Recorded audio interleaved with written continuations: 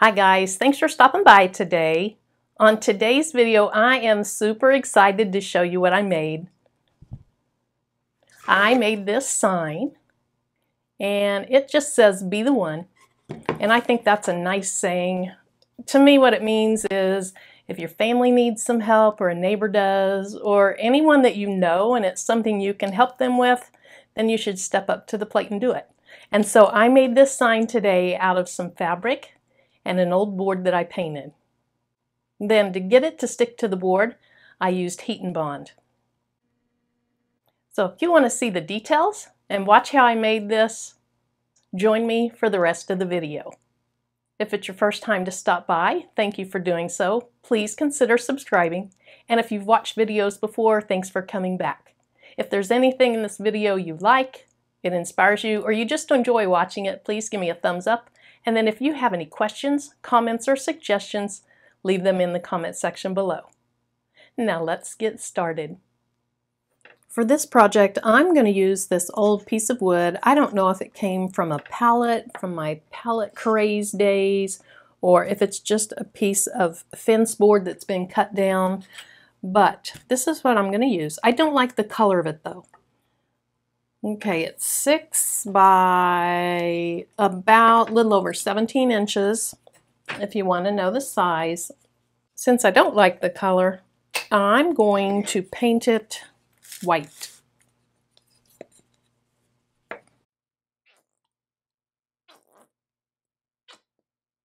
And this is just an inexpensive little bottle of craft paint. This sheen happens to be satin. It's the last of the satin I have. I really prefer flats, and so I'm going to do my first coat with the satin just to kind of get rid of it.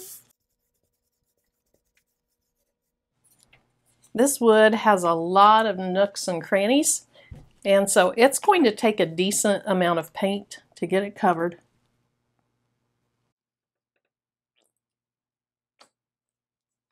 If you didn't want a solid color, you could always have dry brushed it, but I really don't like the color of it at all. I want to cover that orangey brown up.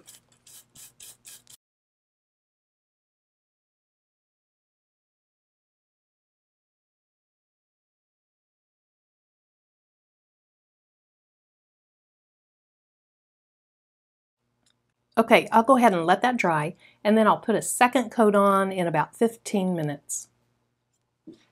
I don't think I showed you my brush yet. I'm using this little, I don't know, scruffy brush, or I call them horsehair brushes. I don't think that's really horsehair. That's just what I call them. And this one's been used a lot, you can see, but it does get down into textured areas very well. And so I like to use this for projects on rough wood, things like that. You could even just spray paint your board if that's an option for you. The wind is over 20 miles an hour in Kansas today, where I live, and so outside spray painting just isn't an option today.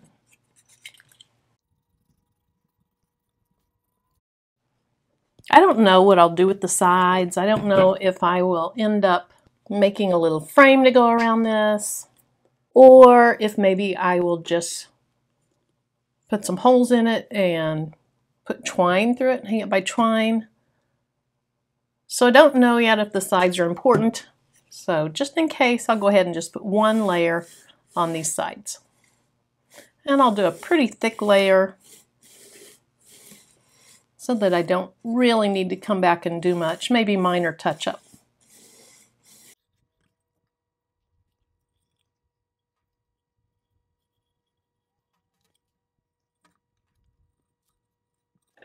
Okay, I don't think there's any really good way to film me doing the sides or the edges. So I'll go ahead and turn off the camera and finish up the two ends. After you've done your sides and your ends, make sure that you go back over the top in case you have any that dripped over, just to finish it off really nicely. How many of you, like me, bought this faux lightweight fade from Hobby Lobby and really were disappointed in how thin it was? I bought this to make earrings, and it is just super, super paper thin. It's really just a light piece of fabric. That's all it is. And so the limited pairs of earrings that I made with this, I backed it with something, either heat and bond or 2 layers of a DIY fabric stiffener.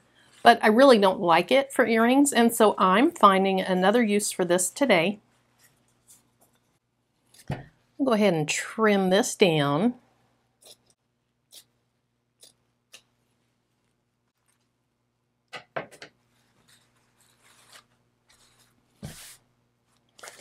Okay, I'm going to apply heat and bond to the back of this so that it cuts really nicely on my maker. Now this heat and bond is the Ultra Hold, and this is a 5-yard package that I think I picked it up at Walmart, but you can get it through Amazon, Walmart, all kinds of sources.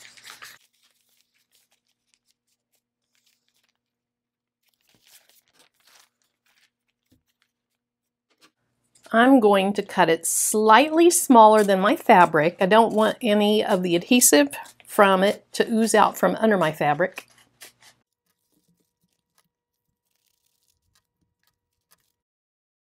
So make sure your fabric is nice and smoothed out. And then the heat and bond has a front and a back, or an adhesive side and a paper backing.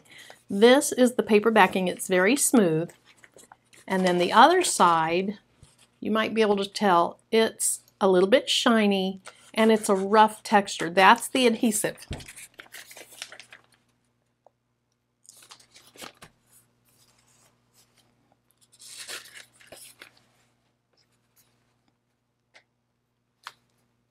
So just get this situated. And then I believe that you just do it for a couple of seconds. Yeah, this says to just do it for 2 seconds. I'll probably do it for, oh, maybe 3 or 4. I have my easy press, and I set it to 300. So I'm just going to set it down and move it over.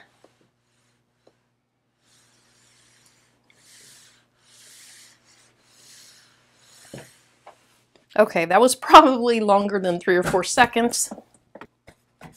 Okay, that looks like it made good adhesion. I don't see bubbles or gaps at the edges around the material. So I'm going to let this cool down. It won't take very long, just a few minutes. But you definitely want to let it cool down before you put it through your maker, so that that adhesive is a nice solid and is no longer tacky. If you've seen my prior video where I use this heat and bond on fabric to make earrings, you might realize I didn't take my own advice. And this is really curled up. That's going to be hard to make it adhere to my mat real well.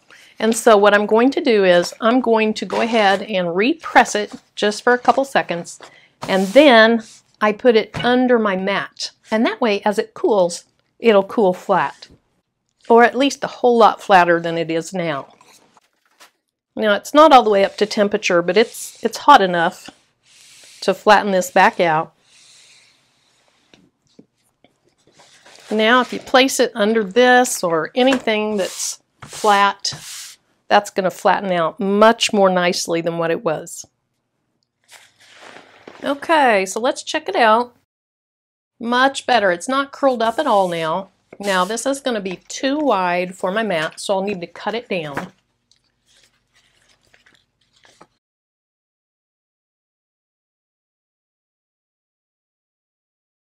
I'm going to place this higher than the start line, which is right there, because I want the cut to be in the heat and bond, and so I need to move my fabric up just a little bit. Oops. Pretty side up, not pretty side down.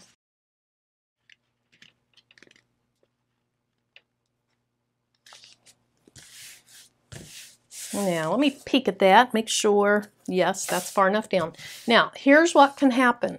This is just slightly curled up, and so I want to put a little bit of tape on that so that it doesn't accidentally get caught on my machine.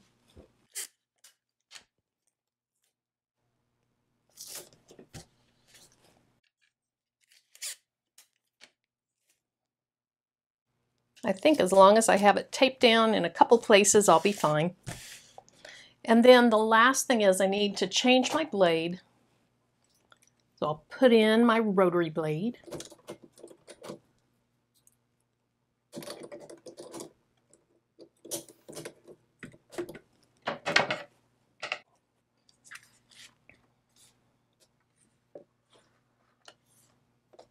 Okay, let's see what we get.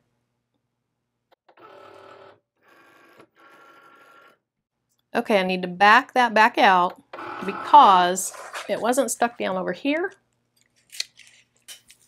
And when that went under the roller, it caused a little issue.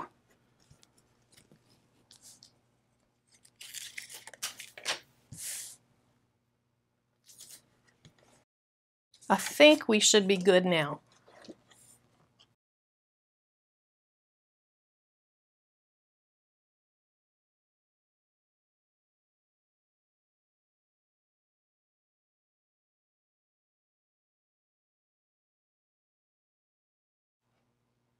Now, from what I can tell, it looks like the cut is good, but I'm going to pull up the parts that I don't want. So I'm going to weed away the outside.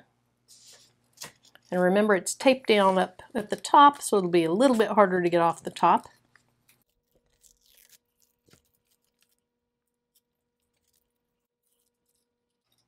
Now, if it looks like your letters are trying to pull up, just hold them down while you weed.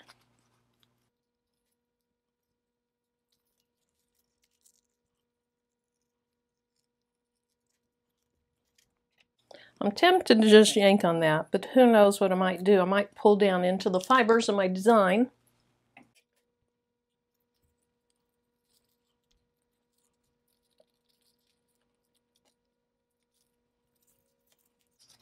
Okay, and then I have enough left down here. If I want to do something else with it, I can. And that still has the heat and bond on the back.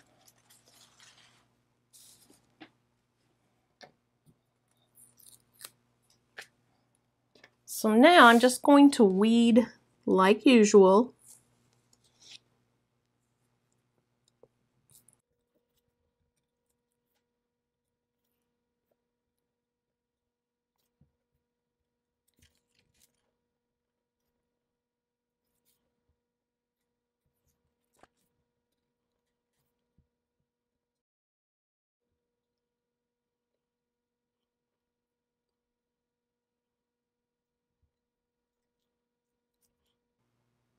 Okay, I think I have it all good. Now here's the tricky part. You need to transfer this onto your wood, but I honestly do not trust a very sticky transfer tape because this fabric is, I don't know, it's just not very strong or sturdy. And I'd worry about the transfer tape pulling some of the fibers. So here's what I'm going to try. I'm going to try my little heat tape. And I just need to hold everything together well enough to move it to the wood.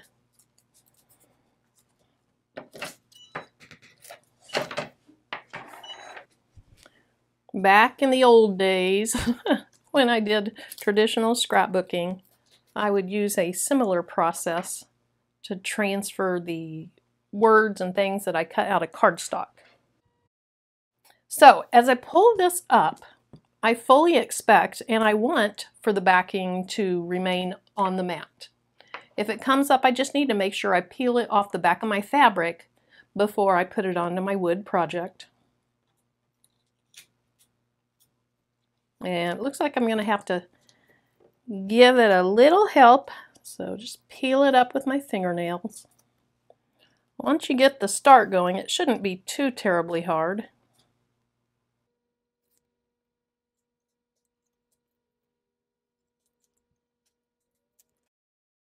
So there's the paper backing off my fabric, and then the back of it is shiny. That has the heat and bond still on it.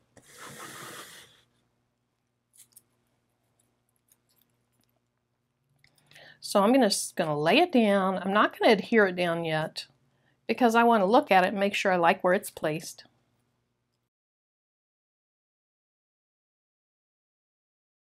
The main part of the E, the edge of the main part of the E, is almost 3 1/4 inches from the side. Whoops.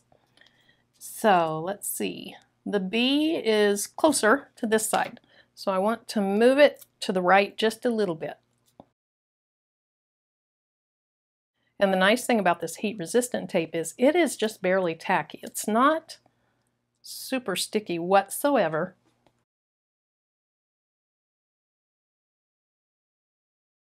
So a little over 3, a little less than 3, so we'll tug it over one more time.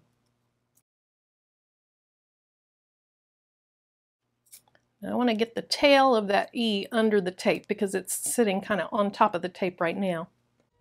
Okay, let me hold this up and look at it real quick. I'm just going to adjust this side up, just barely. Okay, I like that, so I'm just going to leave this tape on, and then to keep everything safe, I'll put this butcher paper over it, and then lastly, I'll put, okay, it's not quite wide enough that way. Okay, then I'll just put this. What I don't want to do is, I don't want to go further over than what my butcher paper is, because I don't want any paint getting on my Teflon sheet, and I think that putting heat on that, you would possibly cause that to happen. Okay, so let me think. So it goes from here. Okay, I'm going to mark that edge. I should be able to get my Easy Press over the whole thing at one time because it's 12 inches wide, my Easy Press is, and this is, what, I think 11.5 inches wide. So we're going to see. When you're using this to bond fabric to fabric, it says to do this part for 8 seconds. I'm not going to do it that long. I'm just going to count to 5. 1, 2, 3, 4, 5. And the reason I do it a shorter time is your paint can react with the heat. And so I'd rather start with less time and add more if I need to. Okay, I can see that that is not fully bonded everywhere. So now what I'm going to do, I'm going to resort to my little Easy Press Mini. If you don't have an Easy Press Mini, a regular iron or a craft iron, or just use your Easy Press again would be fine. But since I have it, I'm going to go ahead and use it. And I'll set it on the medium heat.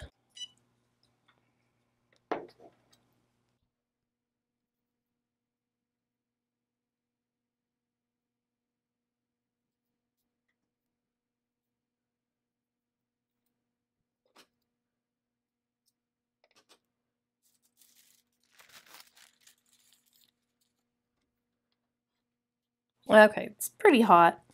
So this time I'm going to do it for longer. Obviously my 5 seconds wasn't long enough.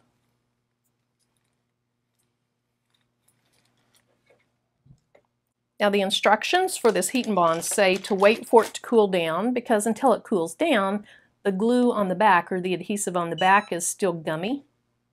And so it's not going to hold it down really well.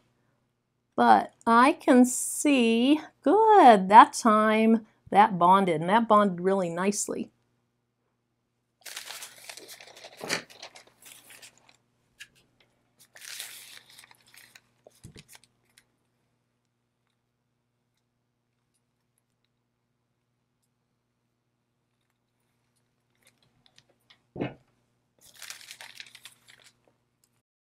So I'm going to go ahead and zip through this. I'll probably speed it up.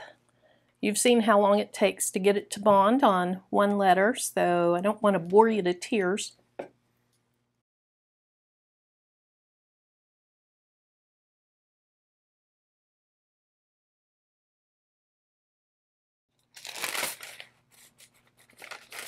All right, my tape stuck to my paper.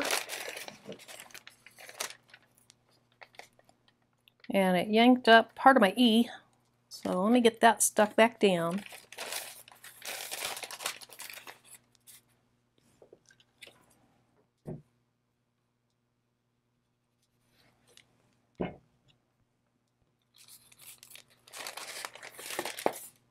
Okay, so I'm going to see if I can get this tape up yet.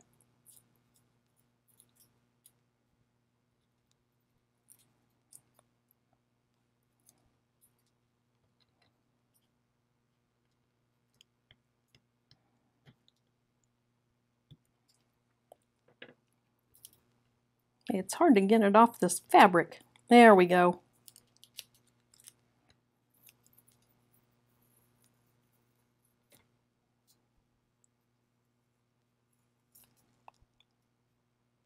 If it looks like your fabric's pulling up when you pull the tape up, just hold it down. Most of the letters are fine. Right here, it wanted to lift that up. So I'll go back and heat that back down.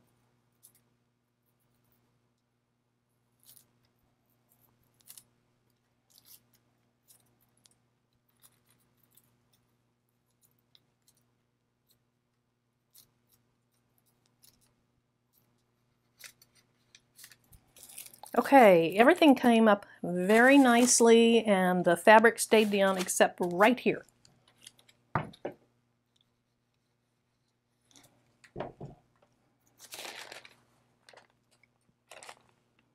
And I think that's because there's a little crevice in the wood just under part of this right here.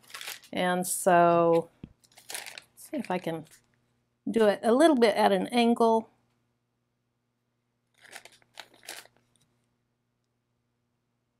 Really push the pointed end of the easy press down in there. I think that turned out adorable. And it's a scrap piece of wood. It's some fabric that I really didn't like for earrings, and I needed to use it for something anyway. And then some really inexpensive craft paint. Thanks for watching me today. Until the next video, stay safe. Bye-bye.